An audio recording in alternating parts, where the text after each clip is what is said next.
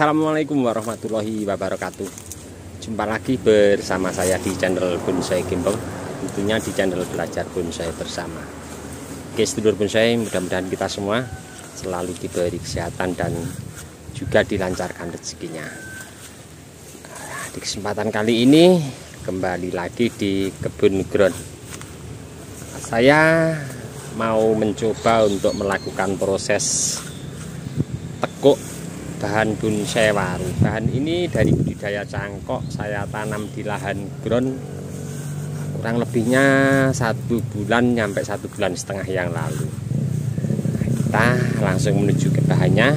Saya mau membuat untuk gerak dasar tahap awal untuk bahan bonsai waru ini. Jenisnya dulu pertama kali saya budidaya dari semai biji waru India. Tidak usah panjang lebar, kita langsung mendekat ke bahannya ya, seperti apa.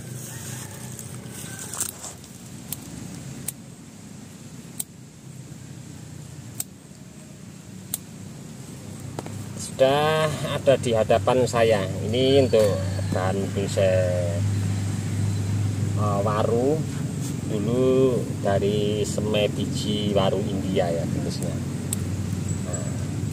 Ini memang sengaja saya dulu berproses dari cangkok, saya tanam di polybag, kemudian saya lakukan pecah batang 4, langsung saya tanam di lahan ground. Ini batangnya agak lumayan besar ya, kurang lebih jempol tangan. Ini nanti saya mau membuat gerak dasar untuk bahan ini. Kalau pakai kawat ini sepertinya ukurannya agak besar ya. Jadi nanti saya sederhana mau memakai bambu saja ya untuk membuat gerak dasar.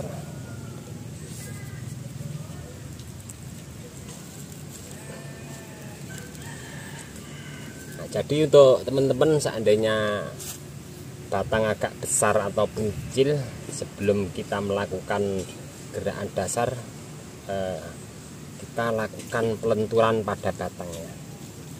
Agak bunyi krek, tidak apa-apa ya, waru aman.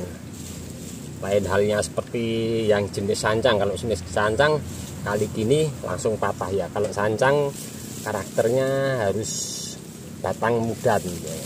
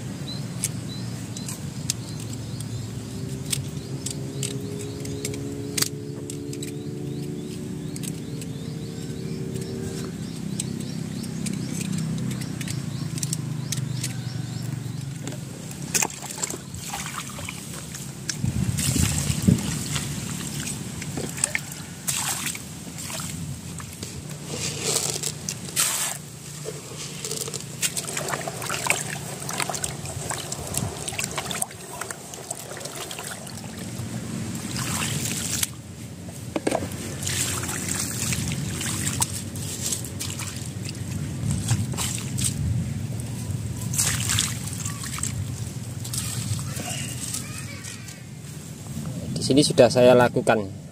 Saya mencoba untuk membuat bahan yang mempunyai gerak dasar ini sedikit ekstrim dan sedikit saya paksakan. Insya Allah untuk jenis waru aman ya dengan kondisi seperti ini. Karena apa? Saya juga banyak belajar dari teman-teman tentunya yang lebih senior, dan saya di lahan sendiri juga pernah mencoba se ekstrim ini.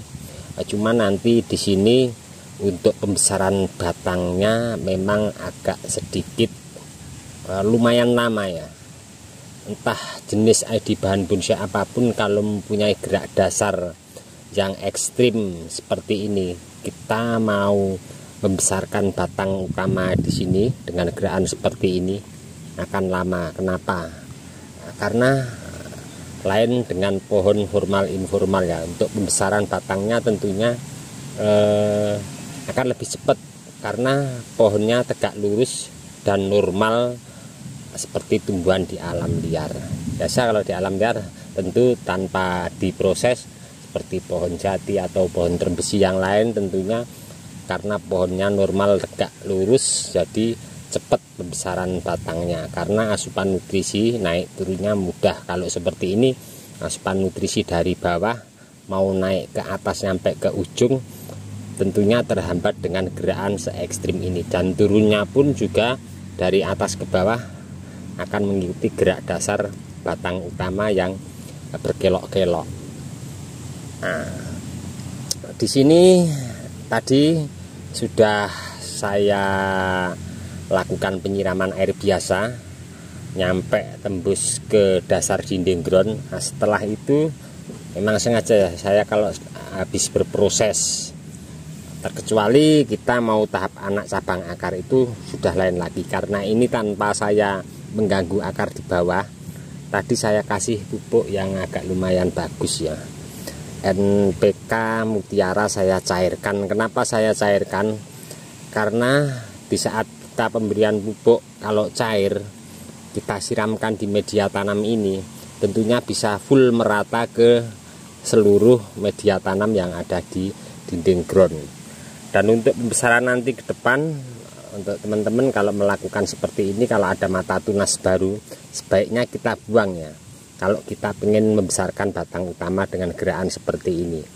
Karena apa? Di saat ada mata tunas nanti kita biarkan, biasanya mata tunas itu akan lurus ke atas dan jadi oper untuk mata tunas lebih besar dari batang ini nanti. Nah, jadi kita buang saja, kita fokus ke gerakan dasar batang utama lah. Nanti kalau sudah besar proporsi seperti yang kita inginkan untuk bahan dasarnya, baru kita melakukan tahap pemotongan batang utama, atau nanti mungkin ada mata tunas mana saja yang mau kita pakai, kita bisa buat untuk tahap terusan. Dan untuk luka seperti ini ya, jangan takut. Untuk waru, jenis waru ini aman. Nanti akan saya tunjukkan contoh untuk teman-teman. Saya pernah melakukan seperti ini, nyampe tekuk, patah tulang tengahnya, dan kambium ada yang luka seperti ini. Yang penting jangan putus ya kambium. Jadi untuk tulang tengah jangan nyampe kelihatan nyampe keseluruhan memutar, yang penting ada masih kambium menyambung ke atas, itu akan aman. Oke, saya akan tunjukkan untuk teman-teman yang luka seperti ini juga ya.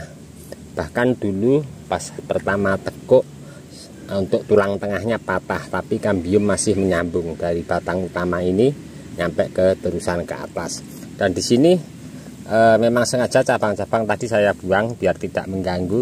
Yang penting untuk ujung daripada batang utama ini tetap kita posisikan naik ya, naik ke atas lurus. Nah, seperti ini ini contoh bahan yang sudah saya kerjakan beberapa bulan yang lalu.